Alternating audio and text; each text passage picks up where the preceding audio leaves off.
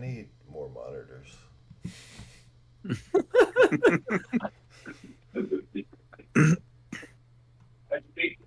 Good, thank you. No, it still happened there.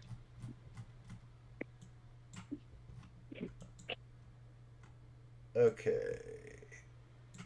I will, I guess, start with Lucian and we'll go inside the tavern. Okay. Let's go ahead and get it started.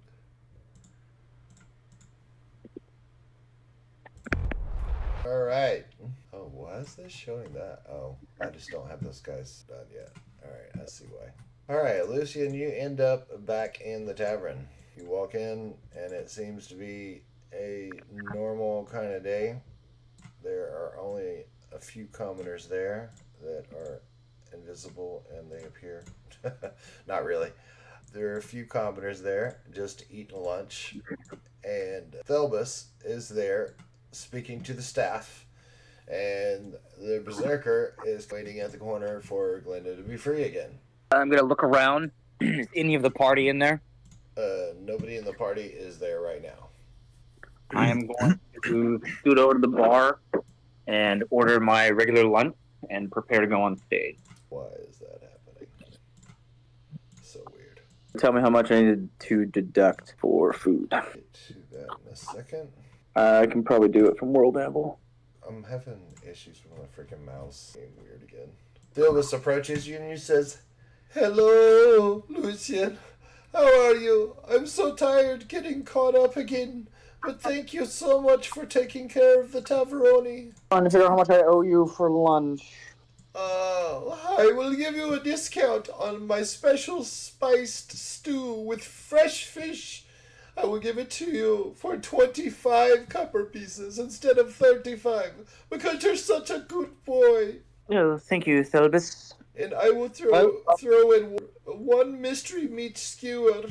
I think I'm going to have to take the rat meat skewers off the menu. We don't have very many rats anymore." That's probably for the best.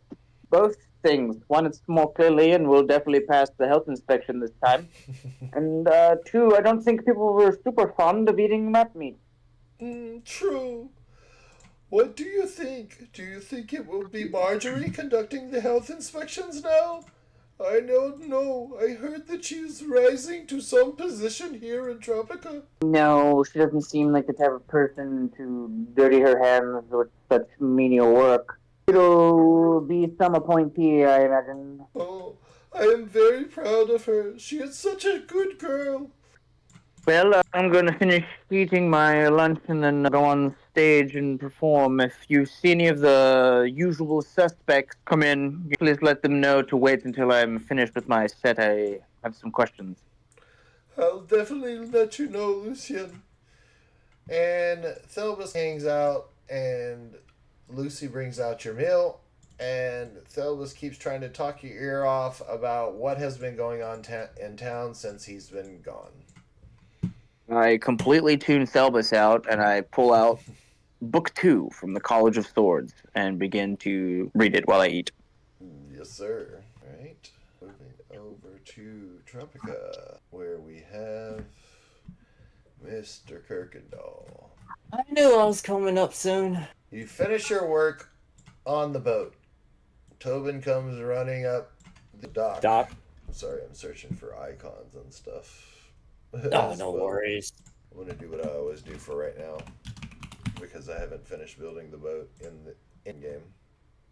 Though it needs a bigger icon than that. This is going to be your boat for right now. Works. At least it's recognizable. Why do you end up with an abominable Yeti every time we play? Because of flappy balls. That's right. Tobin comes running up the dock, and he's just completely amazed by the fact that you got the old boat fixed up and working. He's like, "Wow, Dad, is that the boat that you and Kuykendahl repaired? It looks completely different." "Yes, it is, boy. Kuykendahl did a fine job. A lot of back-breaking labor. Now, you owe me for this, don't you, boy?" Give him a hug. and just say, thank you, Harlan. You're the best. And yes, I know. I couldn't presume on a friendship, and you have been nothing but the absolute best. And I know I do owe you between the boat and merit. So, Here's the deal. I'll be taking half of your wages from the dock. I know it's not much, but I've got to get something out of this. And you owe me as well as your normal shift.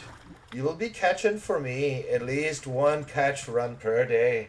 So I just need you to go check my crab traps down on the shores of the Charal Forest east. If you'll check my crab traps for me, bring them back once per day. Then we'll call it square. Harlan, of course. Thank you for helping me welcome or realize my dream. Thank you. The boyo's dream is a boat. He doesn't shoot very high, does he, Tobin? Yeah, it's probably because he's a drunk loser. Hey, son. He learned how to work on boats now. He's not a complete loser anymore. I just laugh. And I'll pat, was it Tobis? Oh, good. Tobin. Dang, I get those T's mixed up. There's only so many names I can come up with. No. So I'll just pat him on the head and say, hey, man, every dream starts out small, but it can grow bigger. Well, hopefully mine grow a lot bigger than yours. Bye, Kuykendahl! Later, man! And then he runs back down the dock in his little bare feet and goes inside to start getting his uniform on so he can start making deliveries. Harlan says, well, also, I won't be giving you materials and repairs for free either. Those will cost you. Plus, you need to pay a dock slip fee. I'll waive it for now until you can get on your feet and start catching fish and making some money of your own. But you're in deep debt, son. I figured nothing free is good, but rather hard work and dedication. Well, this boat wasn't free and it isn't that good either, so call it what you will. Have a good day, Kuykendahl. When did you want me to check the traps, Harlan? As soon as you possibly can. Alright, I'll head out now. That's going to be a heck of a journey for you, man. So you're going to board your boat. Well, is he angler? And you got to tell me how you're going to do this. Remember, you don't know how to sail yet. Your sailing skill is nothing right now. Like a canoe. He's gonna Paddle. That's what I was thinking. Paddle There you first. go. There you go. That's at least something. I'm adding stuff to your sheet right now. Nope. He's gonna hang his lower body over the back of the boat and kick. That's for desperate measures. Be like fucking Daniel Radcliffe. That movie. The fart Yeah. with this farting. That was pretty damn funny. I never saw that movie. That was a wild ass movie, man. That was the story of Frank's life. You're Not wrong at all. So you do have a few new skills on your sheet. You got your stuff you got from shipwriting, and you're about to gain sailing right now. Just let me know when to refresh. Okay, you can go ahead and refresh. Alright, doing it now. Alrighty, heading back over to the bunkhouse. Alright, Americus, did you head back to the bunkhouse after you? Did you head back to your property or the tavern when you were done with the bunkhouse? My property. Your property, home or business? Home.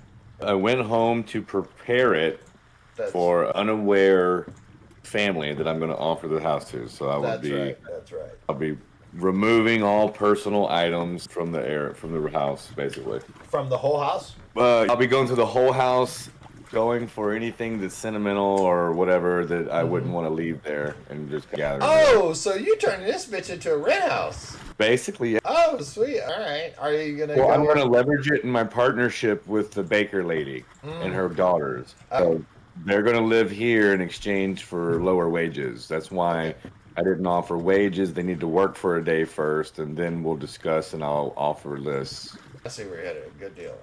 Are you gonna live in your dad's workshop or something? I'm going to live in the workshop. Yes, I am. Oh, that makes sense. Good deal. All right. And they are going to be by tomorrow morning, first thing, right? Is what you told them? Correct. They're going to be by the bakery first thing, which should be 4:30 a.m. Gotcha. for a baker. Yeah, Bakers start- can start it providing starts super goods. early. I used to do that. I used to want them donuts fresh. be a cook at. 6 a.m. It was fun. You're off by 11, right? No. Oh, when I worked there, I was off by 11. But a baker would be 4 a.m. normally until 2 or 3 p.m. Because you got to have the bread and everything for lunch. So about right. So you're finishing the baking of the dinner breads around 2 or 3. You got to have your little kids that come around and pick up the fresh bread and run around town selling it. Child labor. Bro, I already got it all figured out. I'm gonna want to earn as much as I can in this little fake world. Look, it's only illegal if you pay them. Right. True. It's only illegal if you pay them. Isn't that messed up? It's kind of messed up when everything changes just because you pay people things. It's also Makes illegal. the world go round. Go ahead, Thalion. It's also illegal if you beat them. True. Well, I pay them in violence. You're still being paid. It's true. Okay. You finished cleaning out the house, Americas. The sun is starting to set. Was that a question for me? Yeah, I said after. Oh, it was just a comment. After you finish packing your stuff up and taking it over to the workshop, the sun is starting to set. Are you going to stay there for the night or go somewhere Stay in the else? workshop all night. Oh, okay. You're okay.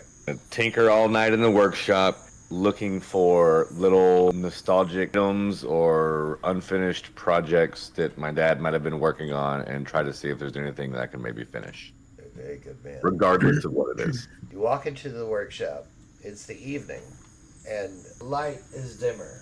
You see the flickering of the fire and the green flames coming from the forge. The light blue hum of the pearl-like object that's floating over the water at your dad's workbench hovers. And memories of nostalgia start to cloud your mind of working with your dad in this workshop. You care to, now that you're in there at like night and it's dim and everything, care to roll perception? Yeah, 1 second. Sure. Wrong character sheet. Alright. 10. Yeah, I heard you at the stop sign from the main road. Okay. Howdy, BW. Your golf cart. You son of a bitch.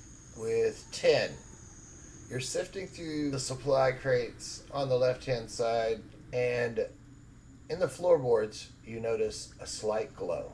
Under the floorboards, you notice a slight glow coming from under them. Sorry, I was in the restroom. I did hear you though. I gotta hurry up. I should have said something. Okay. Definitely gonna investigate that. You said it's in the floorboard or like under? Floorboards of the building.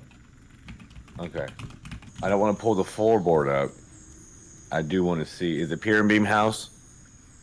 Is the pyramid house? What? Is the house a pier and beam? Like is the Oh, elevator? yes. Sorry, I thought you asked if it was a pyramid house. I was like, Yeah, so I'm going to go outside and crawl under the house, try to see what I can find. okay.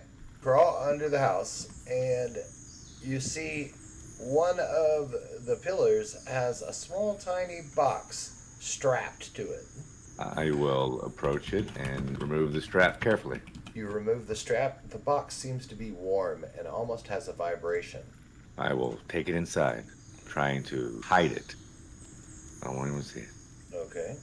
You take it inside. The box seems to be grated, and you can kind of some small little things inside of there, but like you can't make out what they are. They almost look like crystals. So graded, you perforated like on it. Yeah. Open it. Is there any sign of You try to open it, and this is locked? Okay. Want to use? So is it locked? Like it just can't be opened, or it has like a keyhole? no, it has a keyhole. You can try to Okay. pick it. Pick it. Okay, go ahead and roll sleight of hand. 23. Oh, nice. You recognize the lock type. It is a lock that your dad made. And you're very familiar with it, and it has its sloped pins, and it has a false pin, just as your dad would always put when he was training you. You open it up. Inside, there seem to be 5 small crystals, irregular, rough cut, glowing faintly, and the color seems to shift subtly with each breath. Each emits a low hum, audible when you hold your ear close to them. There's an engraved brass compass, still functional, but the needle doesn't point north. Instead, it spins slowly, and there is a single iron key. No tag, no label, but it looks like it opens something very old. Okay, I will retrieve the compass first. Okay. Grab the compass and you pull it out of the box, and you notice that the needle spins slower as you pull it out of the box. I back away from the box and while examining the compass. And then I will actually walk circles around the box. And it spins slower, and as you back away, okay, so let's do this proper here. There's more stickers. Okay, let's just say that, do that, just add that. Okay, we're gonna say that this is the box right here.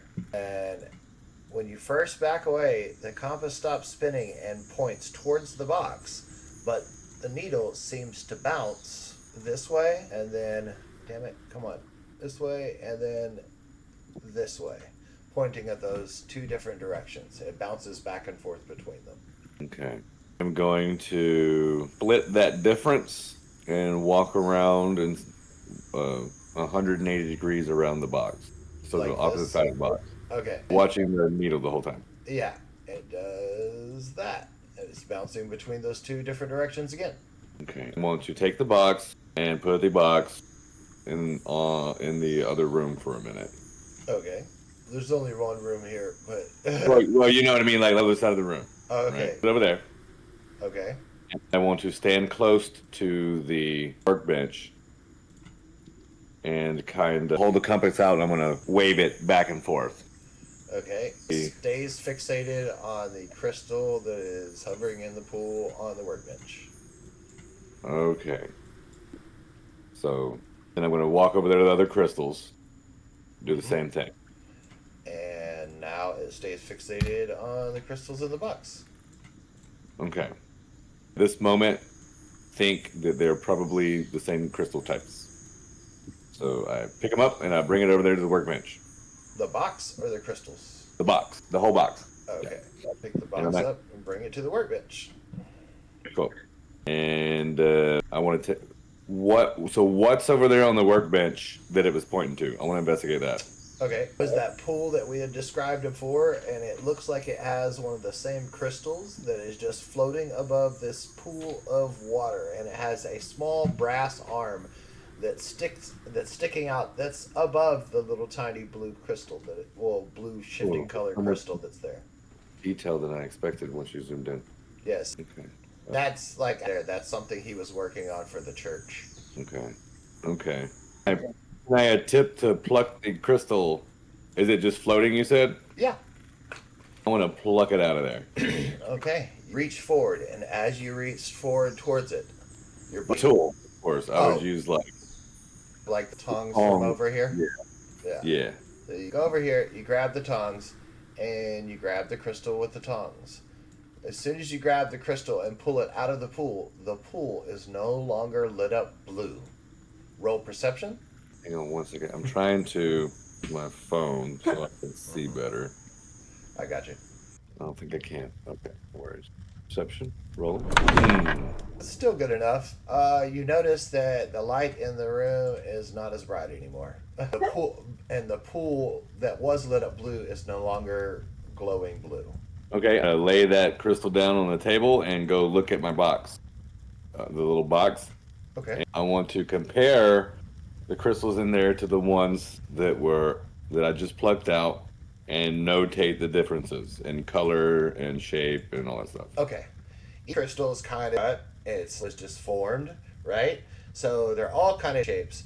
They all roughly kind of same color, but as you look at them, they seem to have some sort of energy, and they have like a pearlescent type color. So when you look at it at different angles, it seems to shine different colors, right? And from this angle, go ahead and roll perception one more time. Okay, you notice that the fire in the furnace is no longer burning green now. Or green. Yeah, it's just a regular fire now. Okay. I want to try to see if I take another crystal out of the box and put it where the other one was and release it, if it would Go take back its place. you're going to use the tongs again? Using the tongs. Yeah. Okay, pick up the tongs. Oh, You take the crystal over, You put it you put it near there, and it seems to be pulled into that singular spot, almost like a magnet. The pool lights up, and you hear a rush of flames again. Okay. And if you go over there and look, you can see that the fire is green. Okay. Something funky going on here. Yes, sir. I say to myself. We got a bunch of different crystals. Now I want to look at the crystal that came out of it, and I want to see if there's any indication that the crystal has been damaged or is being worn, or if there's an indicator if maybe it has a lifespan. Ah. Like, okay. I just switched to my phone, so this is kind of me trying to make this work. Yeah, kind of in the ass. Got it. As far as you can tell, they both seem to be glowing the same amount. Intelligence along with this? What would that be? Intel check. Oh, I got you. I don't remember how to do it on the phone. Okay. So, Reroll. Do I get Yes. to reroll if it's one? yeah, Okay. you could reroll this one. This is just. Because I can reroll checks, right? That are yeah. ones. Yeah. Okay. Really skill checks, but like checks. Like roll. Well, evidently it's supposed to be a one. Okay. So Yeah. Well, with this, you kind of inkling that these energy sources kind of seem to deplete. okay, leads me now to think to myself, that must be why these were hidden. They were not necessary at the moment. Yep. They're not really needed right now. So Your dad was a pretty cunning guy. Yeah, this is extra storage, is what it appears to me. So I'm going to leave the crystal in there that I placed in there, put the crystal that I took out in the box, and wrap it up and store it somewhere behind a bunch of stuff. Kind of. This table? That table? No, like one of my workshop tables, like there on the edge. Yeah. Yeah. Just kind of think to myself, like I need to think about this and come back Okay. to this later. Would you be setting your bed up in here since you're gonna live in here? So my bed will be where I can fall asleep while I'm working. So it would literally be in the workshop. No, So right against that window here? right there. Okay. I just want to know because I'll redo your map and set it up for your living quarters as well. Okay. So I can fall asleep while I'm on my feet and then wake up in my bed. All right, heading to the Shirag Forest. Baltan and Thalion, are y'all ready? Yep. Wait, who just sighed? What? Wait, did You started doing all this stuff and now you're sneezing. oh, Not that, you're using high grade markers and you're right on it sniffing them. Baltan and Thalion. After the Faeward Tree revealed to you the confirmation of Thalion's bloodline. Give me a second, I gotta open this. Where the heck is it? There it is. You guys begin to start to walk away. The tree springs back to life, and he says, "Children of the verdant thread, long have I slumbered beneath the seasons and sorrows. Forgive my memory if it's not as quick as it once was when I was a seedling. But your presence stirs a marrow-deep remembrance. There is power yet in the veins of the green blood, and a ritual older than the grove itself that may awaken what lies dormant in your line, Thalion. Yours is a blood not meant to fade in shadow, but to blaze like light in an anted star of the wild firmament. Baltan, son of the grove, your roots will wind through me like kin. You shall serve as the conduit, the anchor for this rite. Your bond to the grove will shield Thalion as the old essence within him burns anew. Listen well, for the light is dangerous, and few have survived, but none succeeded where remained unchanged. Do you wish to try to go through this rite, Thalion? But of course.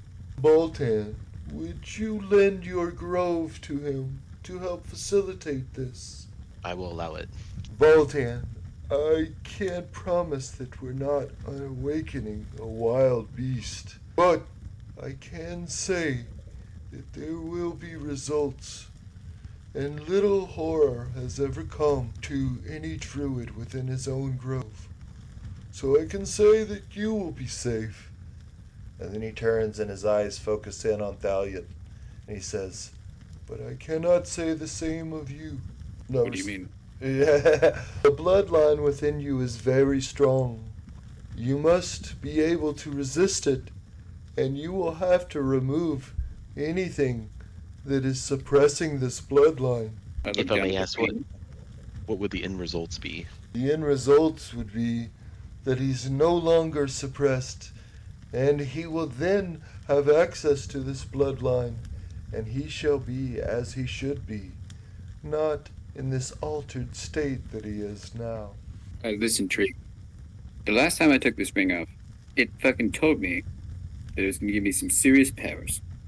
And then I was gonna be able to fucking kill a shitload of people. And then I took the ring off. And I couldn't even hurt a feeble child. Your destiny is tied to this bloodline. This ring that you have, don't remove it if you're not ready for this rite. And if you feel that you are, you can always return. Well, of course I'm ready, but my friends might get pissed. I kind of promised them I would take this off. And then they kind of put it inside my skin. I can say this. It is better to learn to walk and run without a crutch than with one. I place my hand on the tree, and I say, absorb the ring. Tree. The tree kind of looks at you funny, and then looks at Baltan, and he says, I just told him to take it off. I'm Well, I gonna take it- step I can't back a take it little off. bit. Baltan, you give me your hands, please. He extends a branch, All right, so I put my hand in the branch. wraps around you, and you can feel warmth coming from his bark, seeping into your skin. He then speaks to you into your mind. Baltan, you must draw a ritual circle. Use the plants and control the plants here in the grove, the grass, and everything that you need to produce what you can for this ritual, the awakening of the bloodline. Use them. Draw the ritual circle. This represents the death, the rebirth, the sacrifice, and the memory. The circle must encase Thalion fully and be sealed with a sprig of living green. Take one of my branches. So I'll say, you want me to pull this one then? And he nods. I don't know how a tree nods, but he nods. Yeah, he shakes. He bends at the All right. waist. So, I'll go ahead and draw the ritual then. are you going to use the grass or vines or? Because remember, you're in your grove. You can pretty much control all the plants in here. I guess I'll form it with leaves. Everything starts to flow around, and a ritual sigil appears around Thalion. You see this happen, and it seems pretty neat to you. It's like magic. The tree nods, and he says, Thalion, you must offer something deep of personal value, a memory, an oath, or an item of blood to this circle. It must be burned within the circle.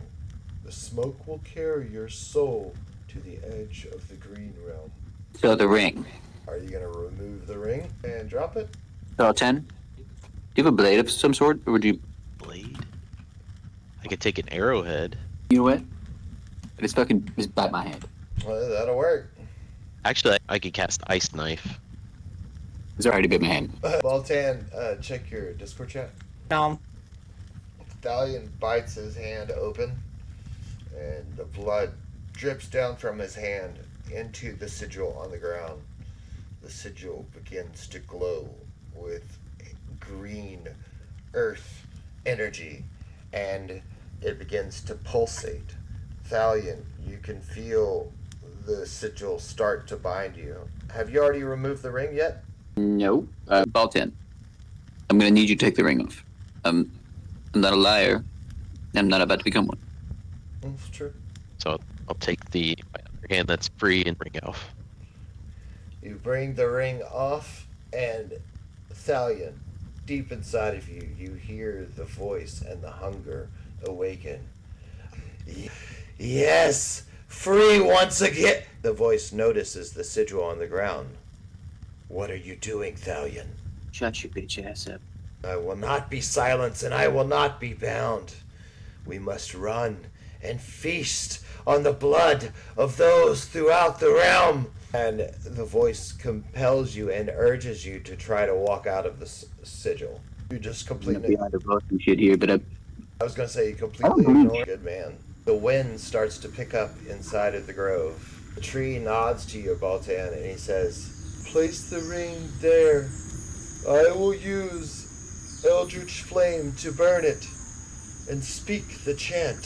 So I'm gonna place it, and then I go, Yawan Dal Val Dar Honor Bravan Al Qatar Do Agab. And as soon as he finishes the chant, the ring bursts into an eldritch green flame.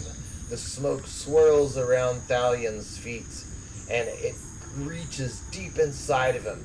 You begin to cough, Thalion, so deep and so hard that you can feel the voice and the hunger almost be coughed out of you until your soul separates from your body. It travels to a deep green forest that has never been touched by man. Baltan, place both your palms on Thalion's chest. Use your healing energy to draw him back from the ancient grove. This will surge into Thalion. Thalion will then be given a choice in a moment of his awakening. Right, so I'm gonna go ahead and do that. Do I need to cast the Yep. or wounds or something? Yep. Alright. Alright, Thalion. You can feel your soul being pulled back from the green grove. In a moment, as it's being pulled, you can resist it.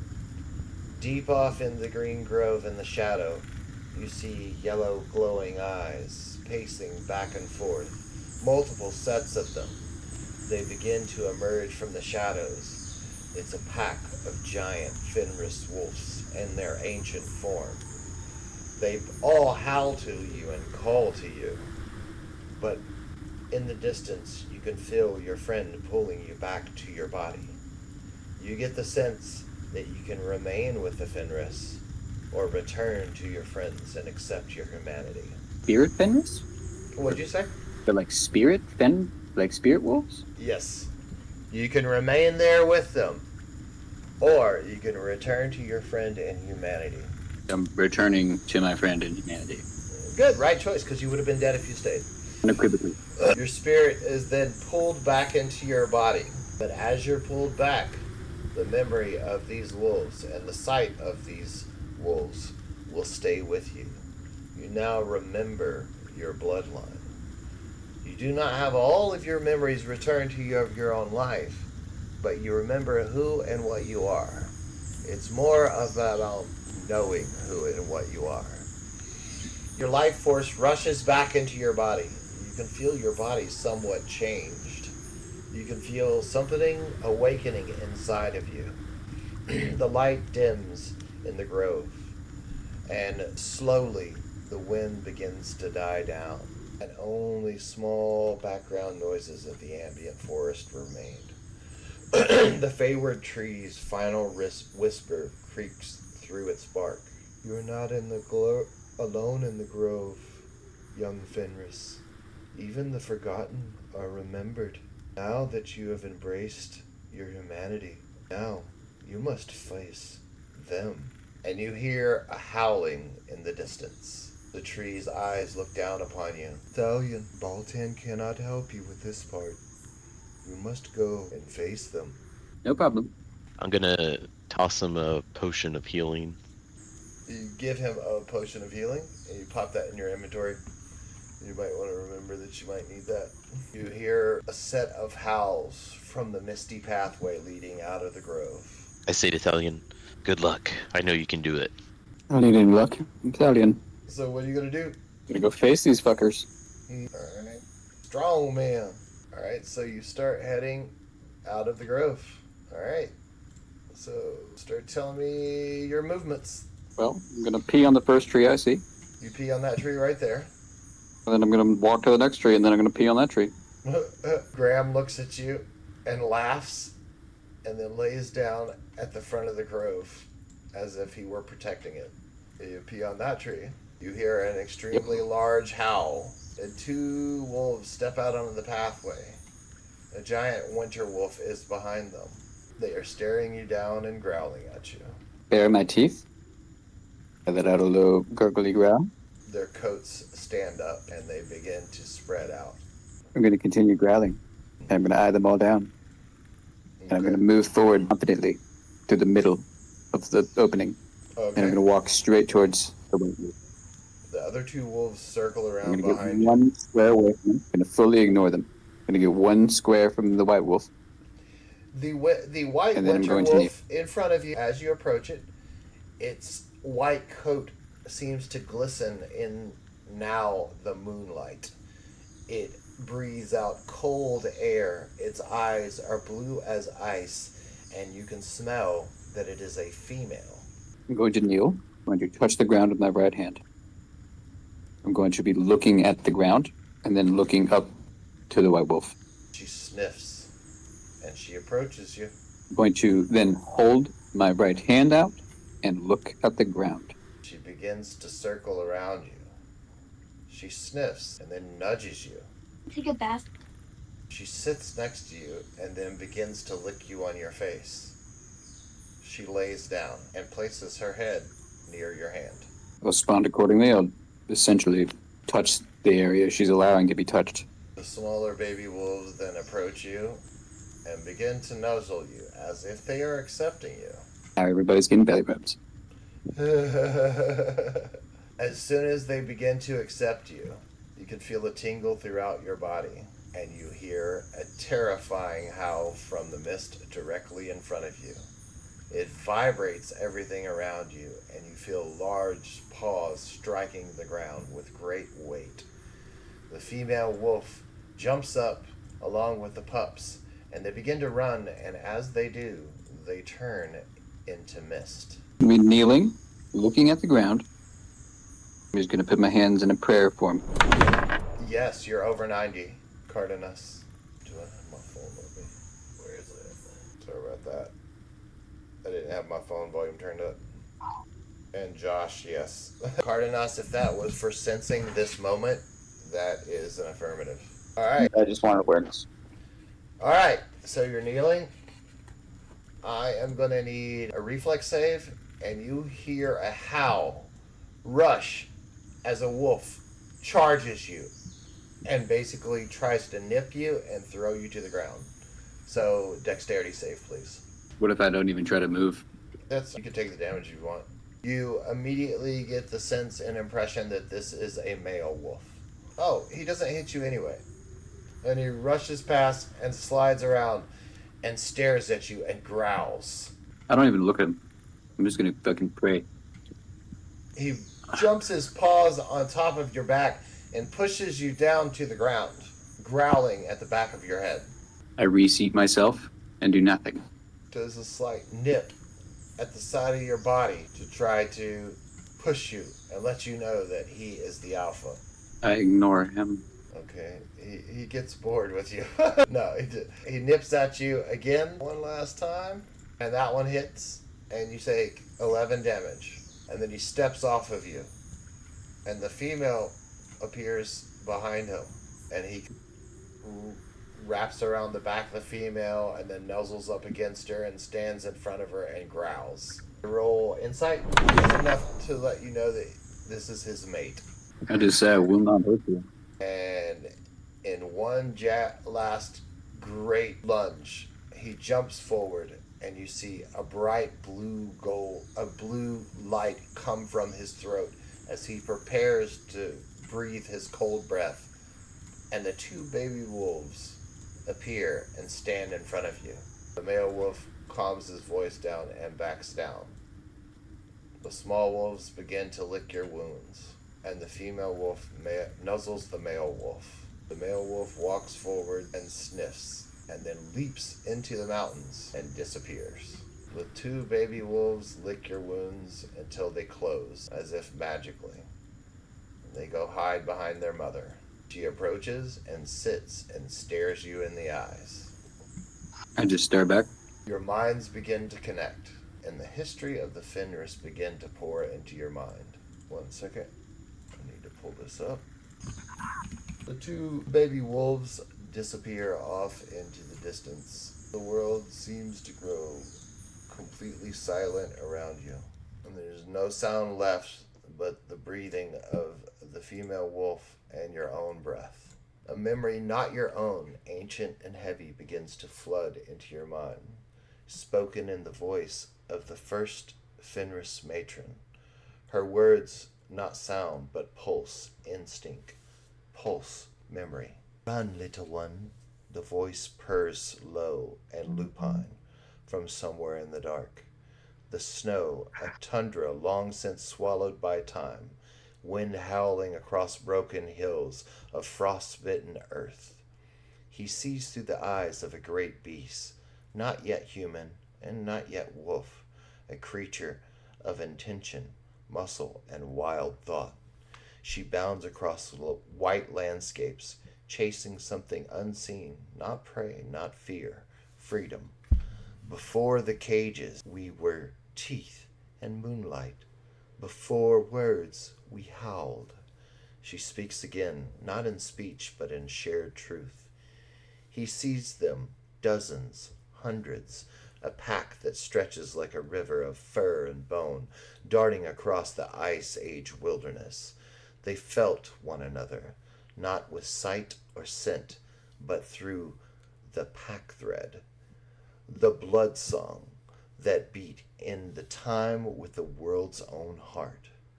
They were called the Yulvana then, not wolves, not elves, not Fenris, something in between.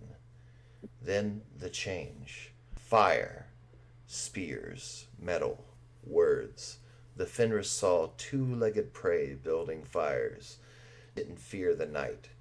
That used to use lies instead of howls. That turned bloodlines into contracts. The Fenris, the matron, watched her kin fall to these tools. But she listened, watched, and learned. I brought fire back with my mouth. I returned with the words burning on my tongue. And then she did what no Fenris had ever done. She began to walk upright, alone. She entered the camps of men, not as predator, not as prey, but as a bridge. She made a pact not of paper or spell, but of spirit. She said, "We will share this world, and if we cannot, we will become what we must to take it back." That night, half of her kin turned away, refusing to be remade. They disappeared deep into the woods and the snow and the remaining mountains. The beast that stayed, the other half, they followed her. They taught themselves to speak. They taught themselves to wear skins, not fur, but of cloth. They raised their young who could hunt with claws or with minds. They became Fenris, the first of the Fenris, the first of the wolf bloodline, not cursed, not monsters, but chosen. This memory twist, the matron turns, and now she is older, a gleam in her golden moonlight eyes, and a deep sadness in her voice. But we forgot the hunger. We silenced the howl for too long. Our children forgot what we were, and now the old blood stirs again in you, Thalion. Thalion sees clearly now. The matriarchal wolf woman, tail, regal, dressed in snow pelts and moss vine, the golden light cooling through her hair and through her eyes, caught in the roots of her past. She steps forward and lifts his face and pulls him from the ground. Awaken, Thalion. Remember what was gifted, not given. Your hunger is not a curse, it is a compass. Hunt not to feed, hunt to know. Then her image burns away like mist under a sunlight. Thalion awakens, heart pounding, at the mouth of the grove. The Faeward Tree softly in the distance, and he can see Baltan watching down the path. And though no words are spoken, somewhere inside of you, Thalion, you can feel the moon rise again. And it's howling, but this time it rises with you instead of against you. Vision quest completed. Sweet. Good story. So what now, Thalion? You gonna get up? Are you there? Yes. Oh, I'll rise. You stand up. You feel calmer. You don't feel angry voice of deep hunger inside of you. You do still feel the hunger there, but you feel like it's different now. The hunger has changed you in a way. You smell a badger rooting under a tree next to you. I looked at is the moon. Is it dark? Is it night? Yes, What? yes, it's night. It's evening. I looked at the moon. It's a lend me your strength. You can feel claws start to form on your hands, and your teeth get sharper. This is exactly what I'm talking about. You can smell a delicious badger next to you. I'm fully gonna embrace. I'm gonna ask for full form from the moon, and then I'm gonna eat that fucking badger. Your body twists and contorts, and your bones pop into place. You take on a wolf-like form, but it is more humanoid than it is wolf. Hair seems to sprout from your body a bit, and you are completely transformed. This time, it is not painful. And I'm gonna whip after that fucking badger. Roll unarmed strike to hit, and I will have your new race created for you, by the way, next time we play. You slash through the badger, and you'll definitely kill him with the damage. He only has 1 or 2 health. You slash through the badger. His blood pours down your throat. The badger is eviscerated, and his corpse is in front of you, and you begin to eat the badger. And as you do, you start to understand the sense of what it means to be a badger through his blood. I'm gonna eat his brain. Oh, he's consumed. And that's what you get from eating your first badger. You get a sense of what it means to be a badger. You get a little bit gleam of history of his little badger life rooting around in these hills right here next to the grove. I don't give a shit. Well, it's a helpful thing that might come in handy later. Not about being a badger, but what just happened. So you're going to head back into the grove? Yes.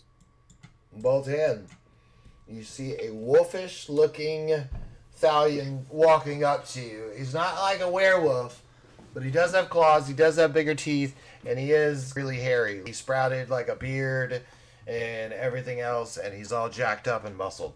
And I say, Thalion, how do you feel now? Great. Looks like this is a success. The tree nods to you, and he says, I need to rest now.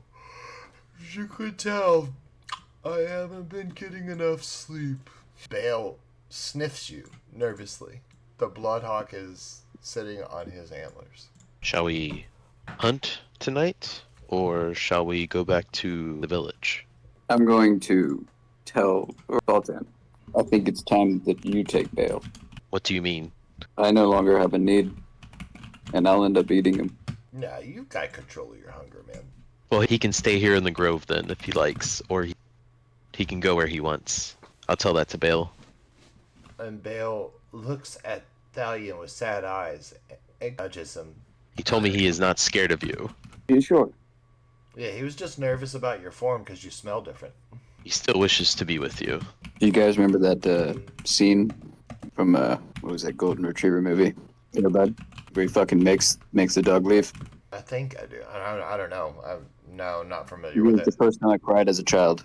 But yes, this is. I want to tell Bale to go his separate way.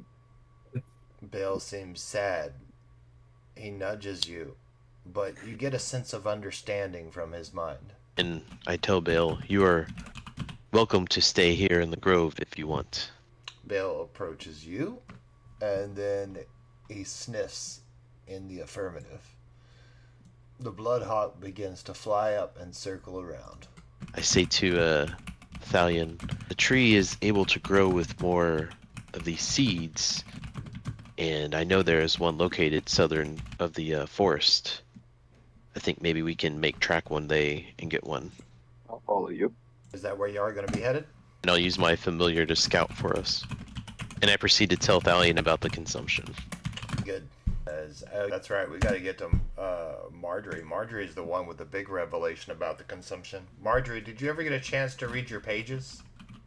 Because No. I'm coming to you next, by the way.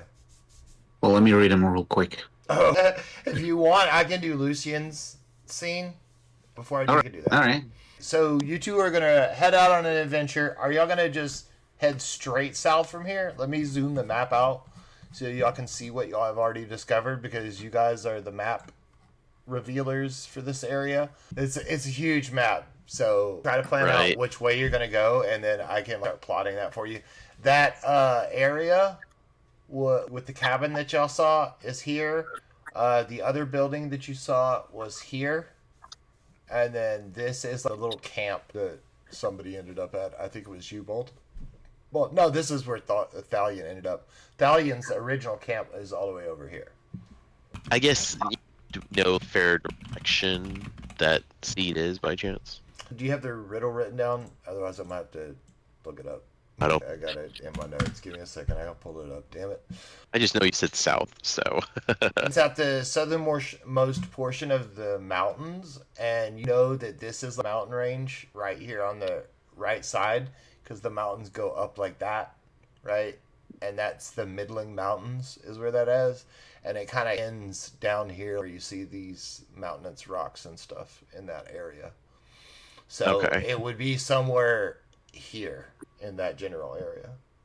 So you'll just head towards the camp, and then from the camp we can go south. And that way Thalion can feast on animals on his way if he wants. And Thalion, I will have your augmented race created for you. And you'll have to go back and change some things, but I just did not get a chance to do it with everything else I was creating. Ask the Avatar guys how much crap I had to create for them. The Avatars of Authority. Sounds good. Cool. All right, Lucian, you ready? Yeah, sure, I'll be your filler. You're not filler. This is actually one of the biggest things that I had scheduled for this night. All right, it is nighttime. Lucian.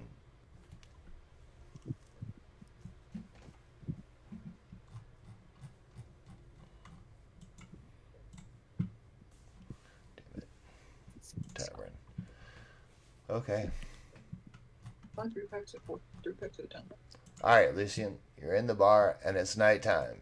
Did you want to go on stage or did you want to go do your other thing? Well, you can say that you went on stage earlier if you want. Yeah. I mean, that was the plan. Yeah, just toss me a performance roll. Calculator.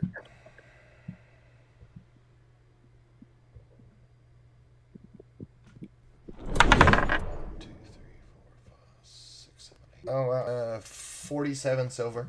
All right, bet. I'll adjust it in a bit. You finish up performing for the night. It is now nighttime. The bar is somewhat busy, and everything seems to be going fine. I look around, kind of confused, wondering where my compatriots are, and I wave over the bartender. Thelbus comes back. Hello, my boy. How are you? What can I get for you? Selbus, you haven't seen any of the party, have you? No, I haven't. I know. Sure. I guess know. they're all taking the day off. There seems to be a lot of repair work around town with the hurricane. And I know the magistrate has been calling people to his office a lot lately, so maybe they got summoned. Through a letter or some sort? Oh, yes, that could be. Speaking of which, I have somewhere to be. Smooth. Thank you for reminding me, Selbus. Good lad, I forgot. And I'll get up and hurry out of the bar. Smooth, right? Totally forgot about that. I figured as much when you weren't doing anything. I was like, I gotta work something in here. So you exit the tavern.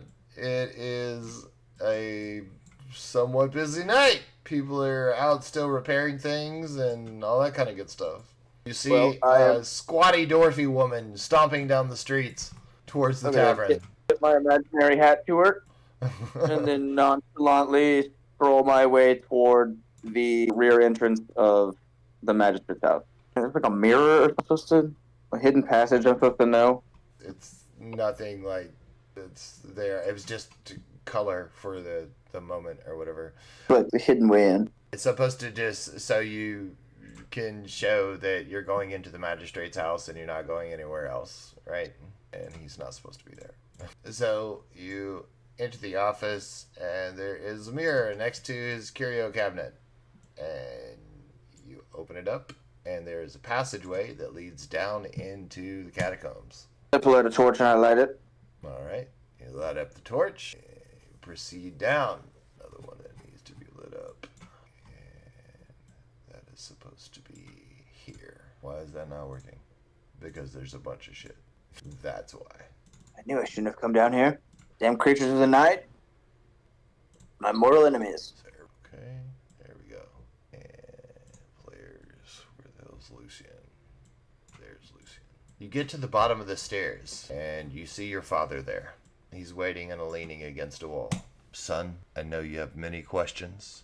I know some things have transpired, and I know that you have found out information you didn't know before. But I beg of you, give me just your patience, and tonight all will be revealed. Can you do that for me? Well, this is going to be quite difficult. I even know that you're my real father. There's shapeshifters about, and I know that they come freely in and out of this estate. He holds his hand out and he says, feel free to check. I bleed red just like you. I take my concealed quill dagger on my left index finger and stab him in the palm of the hand. And he bleeds normal, regular blood. And he winces to the pain. All right. We're beginning to establish a little trust here. Did somebody just say asked to see his dick? Will. There's a lot more going on here, and he is holding his hand in pain. There's a lot more going on here than what you know. And I promise you, I'll tell you everything. Oh, it looks like rebellion, Father. Well, not necessarily. Another war has already been started. We have just merely chosen sides. Come with me, and all will make sense. I'll follow him, but skeptically. So he leads you through the tunnels of Tropica, right? Trap. He shows you where not to step, because it's a teleport trap. And he leads you straight through. This area, conveniently, is devoid of monsters. You can hear them off in the distance. You can hear the clattering of skeletons and the legs of spiders crawling across webs and all those creepy, icky sounds. When you approach the last tunnel and the gravestone, you can hear the ocean to your left, and the ground becomes wet. He goes to the tombstone, and he says, here, son, look. And he shows you the combination of letters to press on the tombstone. And then, oh, I'm not taking you along it, my bad. He shows you the combination of letters to press on the tombstone, and then he grabs the tombstone and it moves aside. He takes you up a staircase. What was the combination of letters? His name, Acarius. Vain. Oh, well, of course he is. Could. We have to reset it every time there's a new magistrate. Stupid system. Agreed, I just pulled that out of my ass. He's not ready for this question. The combination was Jorvin Draymore. There you go, remember that one. Poke right back at you. Going right in the world ramble notes. So you appear at a bottom of a hatch above your head. Acarius knocks onto the bottom of the hatch, and it opens up, and Jorvin Draymore is standing there holding his bed up. Acarius emerges from under the bed and waves you along with him. Acarius says, thank you, Jorvin. This is the tax assessor, right? Yep. And Jorvin puts his bed back down, and Acarius begins to head out of the back of his house. Kuykendahl, meanwhile, you're on the docks. Kuykendahl, are you there? Yep. Kuykendahl, meanwhile, you're on the docks. You have been fishing off your boat there at the docks. You never actually left. For some reason, you forgot what you were supposed to go do. You completely forgot the crab pots and everything else. 100%. Your character does not remember it. Whatever. I'm fishing, right? Acarius stops you, Lucian, and he says, there was supposed to be a small rowboat here for us. Who is that man on that boat? Do you know him? Yes. Can he be trusted to ferry us? Sure. What did you say? I said, sure. He steps up onto the docks. He's too simple to care. He pulls his hood up and he walks down to the end of the docks. He says, "Hello. Might we have your assistance ferrying us to the small island there?" And he points out into the bay, and it's a tiny island not too far away. Do I see Lucian? Yes. What Yeah. up, Lucian? I hang my head. I was just about to pop it out and wiggle my fingers together in the symbol of money, looking for money. But Yeah. you've blown the ruse, and so I just hang my head. I wave sheepishly. No. What's going on, man? What you need? I just asked you if you Oh. would ferry. Oh, yeah. Hop on in. We'll I go. told you, Father. Very simple. It can be trusted. He'll forget this even happened. He looks, your dad looks at you and he nods and says, rolls his eyes, "I see now." He sits onto the boat and he says, "My friend, I have to only impress upon you the importance that we were never here and you never made this trip. Understood. Let's go. Now, are you sure you can get us there alive?" Debatable. But you said to go? We're gonna go. Start paddling, dude. You using your oars to paddle out. At least in the initial. Then try and set up the sails and then go. All right. So just to break away from the shore and then set the sails. All right, so I'm going to need some rolls, buddy. You're paddling out. I'm going to need 2 strength rolls for that. Alright, give me a second, dude. Alright. Strength. Whoops. 16. 6. All right. You don't do very well on your second one. Lucian and Acarius both notice you struggling with the oars. Acarius turns to you and asks, "Is this your first time with a boat?" I just say nothing and start working on the sails. Start unfurling the sails. What do I need for that? Sailing. Oh. God damn it. It's cool that D&D has started to include animated maps now, by the way, guys. I don't know if anybody noticed that. That's pretty cool. And this is not your boat. This is just the animated boat that they had. So just to let you know, don't get all excited because your boat's big, because it's not. Alright. Fucking dice. What happens next? No, actually not bad for the sailing that you're doing. Your sails are unfurled. You're just not operating them very well. This would be the lowest condition one. And what was your speed on the lowest condition? Whenever you're on your boat, you need to have that menu open, by the way. Lowest speed? Oh, give me a second. Need to find that. Where is it? How much that? Cargo, passenger. Speed. Top speed will be 14. Lowest. 3 miles an hour. Lowest 3 miles an hour, and that will take a couple minutes to get there. All right. So, Marjorie, are you ready? I didn't find anything in my books. In There I can see. the forgotten pages of the Forgotten Leaves of Codex. should have a big section down at the bottom that was I don't see revealed. anything. Secrets within the 7 pages? Yes, that's the revealed section. Oh, I see. That's the big section that's supposed to draw a lot of things together and make a lot of things make sense. That was way down game, but we had Will and Hunter shortcut it. So we got a big chunk of information way far ahead of everything. Had nothing to do with that. Will did it, but your presence unlocked it. I could have let it go, but that wouldn't be very nice. So we go to back in time a little bit. You were at the temple, right? Was I? Oh, I think, yeah, I was, yeah. Yeah, you were at the temple. And you had your whole experience with that. You got the temple cleared up and everything else. And you were pondering everything that you had been, all the responsibility that had been put on your shoulders. You are basically going to be the founder of the Church of the Southern Coalition of Thalion. And you've been trying to figure out ways that you can actually accomplish this, because you're like, hey, like everything just got put on my shoulders. And since we're zooming back in time for a second, just to catch you up, I want to make sure that you had those pages read and everything else. The magistrate comes to visit you. Uh-huh. This is right before dark.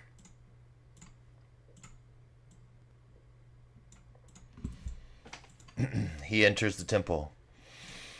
Ah, Marjorie, it's good to see you.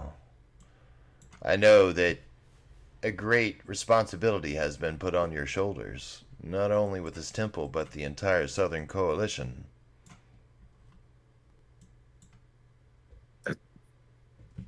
And that's the truth. Well, I felt that you were the right person for this. I am aware of the troubles that you've had with the paladins and even somewhat with your own clerics that were around you. I'm aware that you started to see things differently. And I'm afraid with the unrest that's going on in the capital, the church don't like people that see things differently, even if the information is staring them in the face. So do you suggest, Magistrate? Well, my wife has lobbied for our secession from the church and the ability to manage our own religious needs here in the South. The king has granted this, but the church is very opposed to this. The church has been serving to suppress the people of Talma for a while. The taxes that they collect are a bit much. Granted, I collect large taxes myself, but it was all for the good of the people of here, those here in the South. And it will be seen very soon.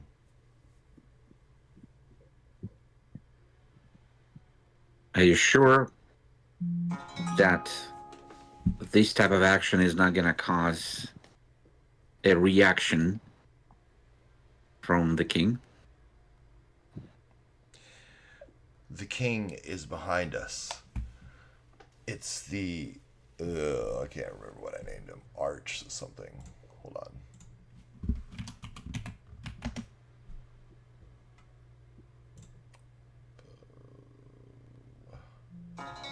Major cities. Talmadun. There we go. Anselvorum. Yeah, that's it. That's the name. It's Ansel that I'm worried about.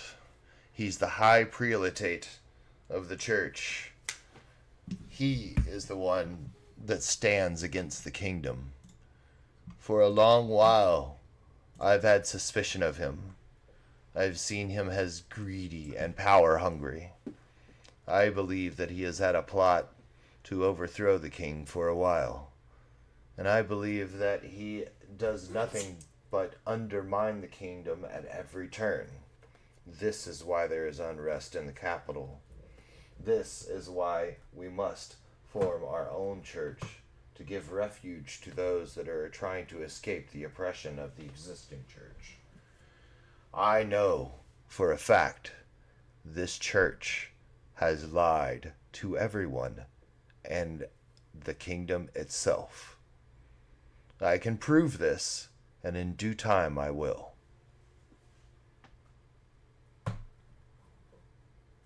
I would like to see some evidence to that, if not now, maybe later, but nevertheless I would.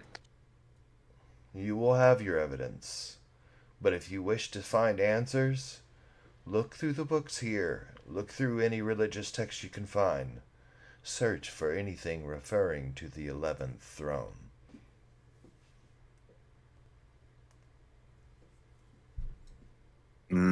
Okay, so should I reveal to them that I have some information, or?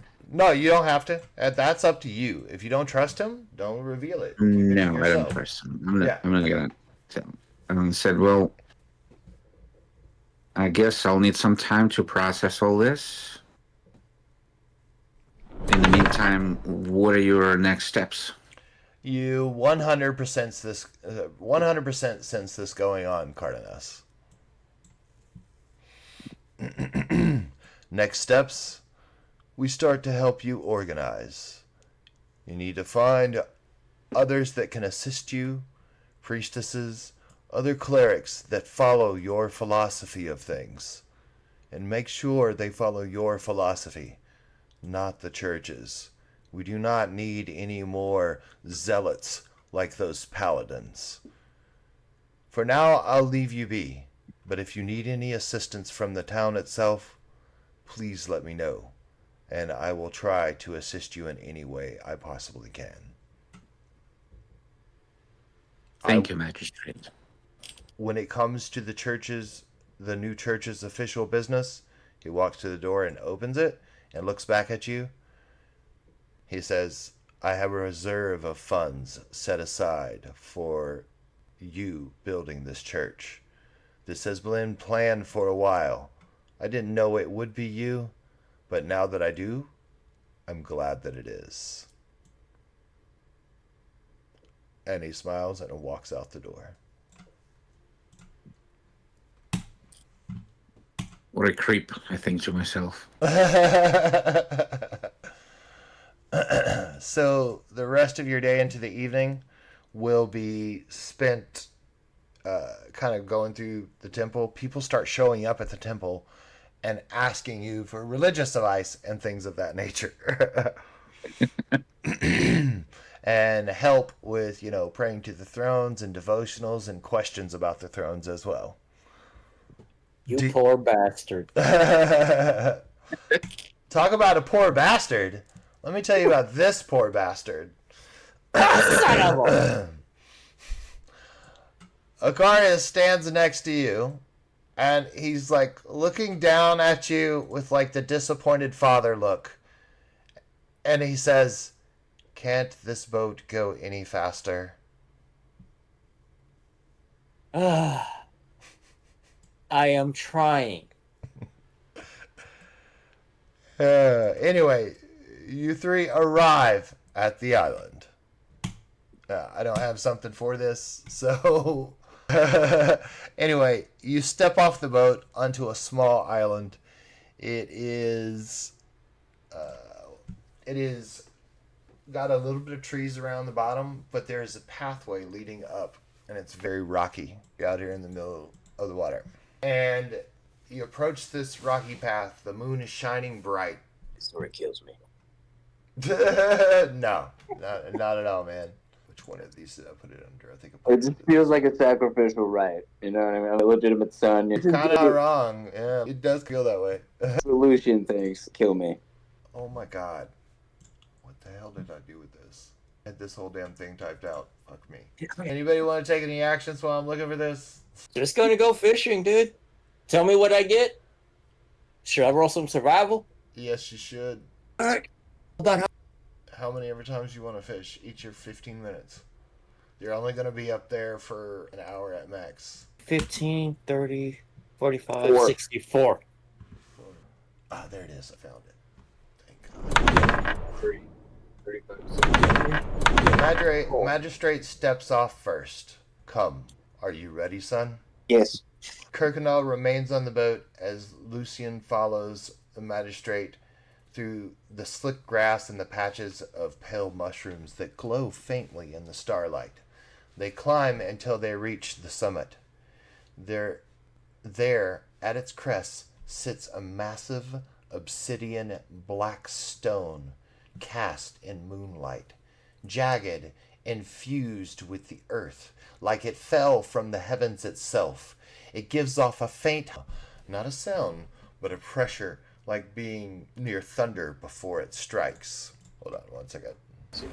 The wind begins to pick up as you approach the massive obsidian stone. Clouds drift across the full moon above, casting long shadows around on the water. Magistrate turns to you and looks at you and says, "This is where it all began. This stone, this summit, is where my eyes were truly opened. I knew it when you were born, and I knew it in myself for a while, that we have been tricked. Magic does exist, and it is not evil. It was never eradicated in the wars. The clouds continue to drift across the sky. At this stone, you will see where I begin to change, and what changed me, and why. He waves for you to come closer to the stone and look closely. I do. You approach the stone, and in this stone, you hear a familiar, like a perfect harmony. You heard it once before in Americus's workshop, and you're hearing it again. The stone is solid and smooth. It seems like glass, like a black mirror staring off into the abyss. The clouds drift across the sky once again, this time casting a long shadow over the stone itself, and something begins to change. Once the stone appeared seamless and solid, a form begins to emerge as the shadows touch it. It looks as though a small, halfling man, half submerged in the rock, as if petrified mid-moment. Only his arm, portions of his chest, and his face screaming in eternity, and his hip are visible. His expression frozen in awe and terror, as it's hard to tell the faint lines of celestial energy that trace the edges of where his flesh meets stone. Attached to his belt and part of the way into the stone, halfway bedded into this giant meteorite, is a small bag, its mouth caught in a strange warp stretched between realities, half within the fabric of the bag and half within the stone. The magistrate does not speak right away. Instead, he kneels beside the figure. His hand passes into the exposed mouth of the bag with practiced ease. A moment later, his arm disappears up to its elbow, rummaging through unseen contents as Lucian watches. The magistrate withdraws a glowing cube that seems as though it is filled with shifting shadows. He places it upon the ground. He then reaches in and grabs a small glowing crystal and places it upon the ground. He then reaches in and grabs a vial of golden swirling liquid and places it on the ground. He looks at you and tells you, "Son, these items are not of this world." Each item is placed carefully on a cloth mat beside them. This stone fell before you were born, long before you were born. The halfling appeared inside of it, caught between a world and something else. I would come here to think in silence and question how to run things and how to do about situations I faced in life. Until one night, I was here alone when the moon shined brightly and the clouds cast shadows over it just like it is now, and the halfling appeared. The cloud moves off, and the halfling stuck in the stone disappears once again, and the stone turns smooth. But I think, my son, this bag leads to something else, and the halfling is from somewhere else. It offers to us things of great wonder, and only when the moon reveals him, I can access them. I have come here for years, when I have needed guidance or great power. He looks up at Lucian, and he says, "But now, I think, the next time he appears, it's your turn to reach inside." He begins to explain that this potions are unlike any other potions he has ever encountered. They do strange things to your body and strange things to the world around you. He said that the crystal that he found that glows seems to be of great importance. He had given them to Harold Batal at one point to research, but the research has stopped since Harold has passed on. He then explains to you that the church has been suppressing the knowledge of true magic and true energy from the world for people for centuries, and that with these cubes, great power can be obtained. He explains to you that he himself has absorbed one of these cubes. And now he has abilities beyond any wildest dreams. The chill rolls across the island, and the shadow deepens. The halfling's visible form shows again, moonlight unwavering, but somehow aware and waiting for Lucian's actions. I cautiously extend my arm into the bag and root around in it, I guess. Okay. You figured out who or what that is yet? Just as a Yep. player? Yeah. Kuykendahl, have you? You're an asshole. Well, you said you were done with them. Is this pickpocket or? You're just reaching in and grabbing. Doesn't count as a pickpocket because he's stuck. But remember, like, on how he's stuck, right? Like, hips hanging out, his chest is exposed. You can see half of his face and one of his arms is out. He's doing the Han Solo thing. Okay, reach into the bag of holding, and I'm gonna roll for this. Yeah, I'm just gonna grab something at random, right? That's the whole point of this. We don't know what this is, Yeah, correct. and we think that, or at least Acarius thinks that it's some benevolent being giving him what he needs in the moment. Yeah, Really, we're just stealing yeah, previous character's inventory. yeah, bunch. Okay, all right, roll 3d20 because he had a lot of shit in his inventory. Gotta get to the right character. 24. It's that old hard cash. 24. Okay. You reach in. Oh, with my luck, it'll be the box with wine girl in it. Oh shit. No, man. Okay. All right. Well, fuck me. I pull out a. As you reach, I'm gonna give you the description first, but then I'll put it in your inventory. God damn it. I forgot that he had some of these in there. I didn't think that he did. Oh, yeah, that's it. Copy and paste. There we go.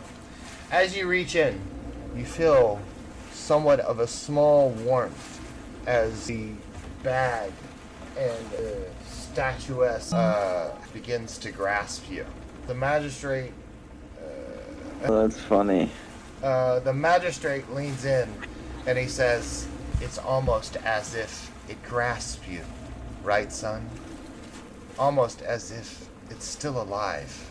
And you feel the spine of a book, and you pull this book out. The magistrate's eyes go wide. He says, "I've never retrieved a book." I wonder if it's a tome. Let's see. I'll open it. Can I read any of the words? Do I understand the language? Yeah, it's the first good choice there. The language seems to be similar to yours, but certain words you're unfamiliar with.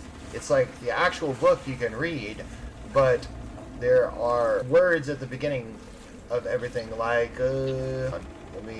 chapter 1, right? You understand that part. But the first words you don't understand, and then it says crafting ingredients. You understand what I'm saying? Yes. Anywhere that word is mentioned, you don't know what that word means. That's not a word in your vocabulary. I don't even know what words you're talking about, so that works for us. Oh, okay. Gist of. It begins with an A. Okay, alright, that's what I thought. It's the first word of the book. Yeah. The item. Yeah. Okay. Word that you don't understand because you don't have it in your language. Well, it appears to be a recipe book of potions of some kind. Magic potions, maybe? I don't know. And you don't really recognize any of the ingredients except for one. Know where you'd get these things from. Well, how is this supposed to help us? But you do recognize one word of the in the book. Iron root. Follow. Look here. Isn't this what was infesting the fields? The Belmire farm, right? The paladins. The church wanted this. His eyes grow wide, and he says, "So it is true. Our worlds are connected somehow. Son, this is the reason why I had to set all of this in motion. The church would want to keep this knowledge for themselves, suppress it from the people, not give us our true freedom, and let us be truly as powerful as what we can become. They have destroyed things that have threatened their power before and tried to wipe them from history. I will not let them do it again." Then why wield the bishops? Why instigate the war with the paladins? Because the church must begin to fight against itself for us to succeed and the kingdom to rise. I hope you know what you're doing, Father. A large number of innocents we killed for this. He puts his hand on your shoulder and he says, "Son, I'm doing the best I can. But with your help and with your friends' help, we can do a lot more." Well, what do you want from us? He says, "Marjorie has her role to play. Your brother has his role to play. I've put him in a place that will serve him well. You have your role to play. I have brought a special instructor here to command the guard of the town. He went to school with me at the College of Swords. He will be your instructor. We must get you trained and those around you equipped and ready, because there will be a civil war, and we must protect the South. Or the South will rise!" He didn't say that. He gathers up the items and begins to head back down to the boat. And he says, "Speak of this island to no one, and I will speak of this island to no one, and we will discuss this more back at the mansion." All I will ask is a beer in hand. That's it. Let's go. Well, now that I know about this, I think we should reevaluate what we do with the boatman. Later.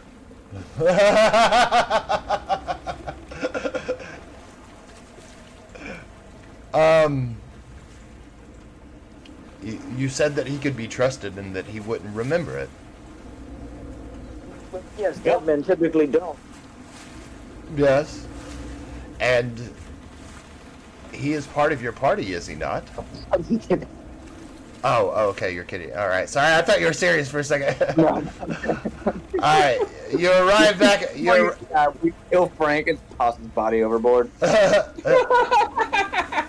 You arrive back at the boat.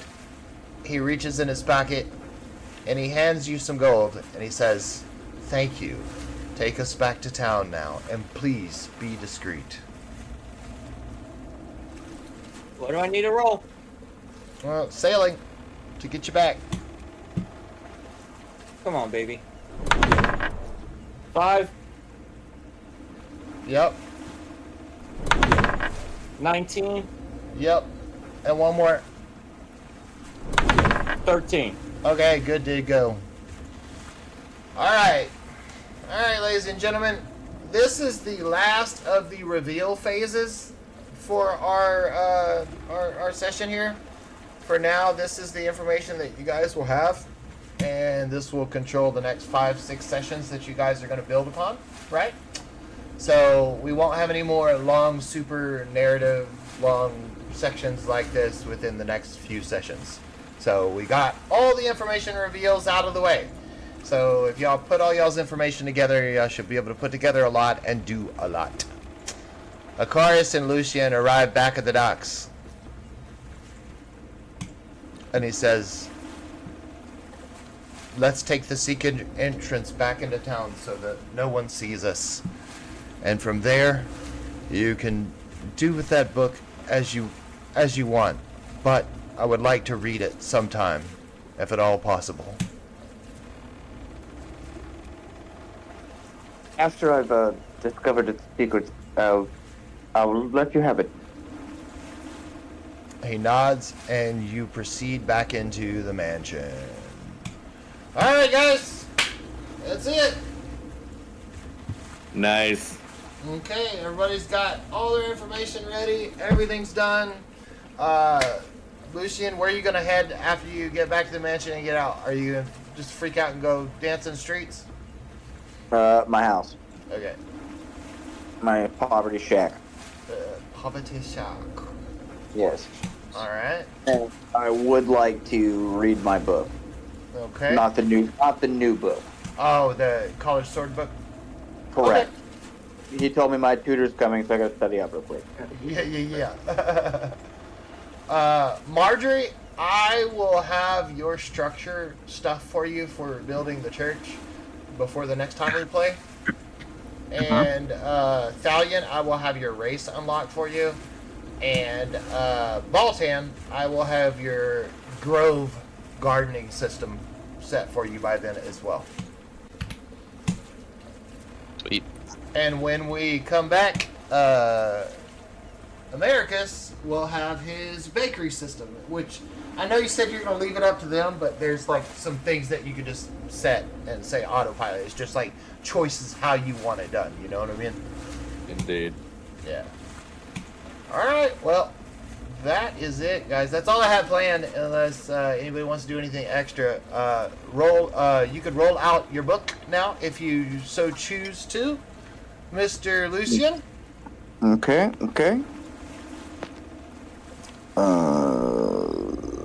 Study then research, right? Yes, sir. Maybe. Yes, sir. Oh, crap. I need to log back in. How am I logged out of World End? How is that even possible? Because I've got an edit page over here, for sakes. Study, research. Books. 3-4, I believe, or 4-3, or 4-4. But either way.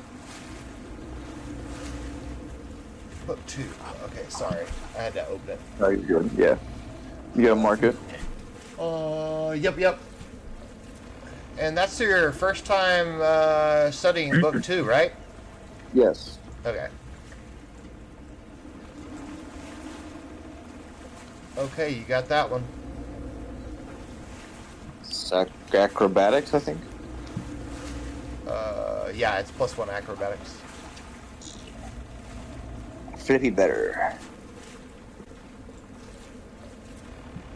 All right, I will adjust your character sheet. All right, thank you, sir. Also, Sir Wilhelm. Yep. I also have your Nexus ready for you. For Wilhelm's Nexus, if you want to create it, you just need to locate and find a thin spot in the dimensional layer.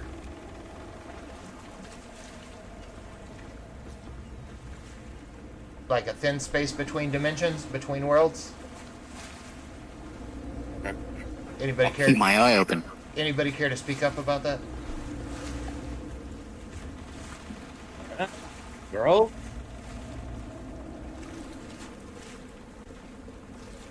Can you say that again? The thin spot where? Thin spot between dimensions. Okay. But yeah, if you keep an eye out for him, he can create one there through sensing it through you guys. I mean, like, wouldn't that be the church where he broke through in the first place? That could be. That's one spot. And then you were just at another one. That's where I want it.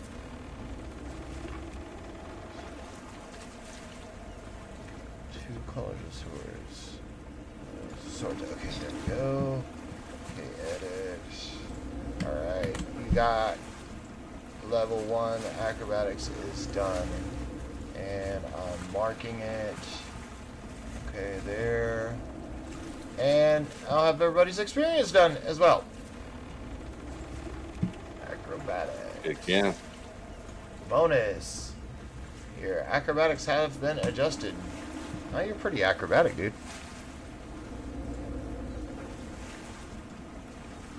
Oh yeah, you've been studying, that's right. Oh yeah, I'm good at performance and acrobatics. You That's can do a about it. backflip while you play the lute. That's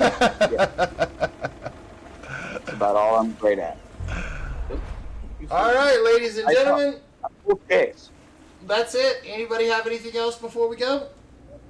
No, sir, I am good. Good, quick, nice and tight run. Yeah, thank you. Just want to hang out at the bar, dude. Go say hi to Thelvis. Okay, we'll put you there. Alright, everybody. Good run. I'll see y'all later. I'll catch y'all next week. Later. There you go. See ya. Later.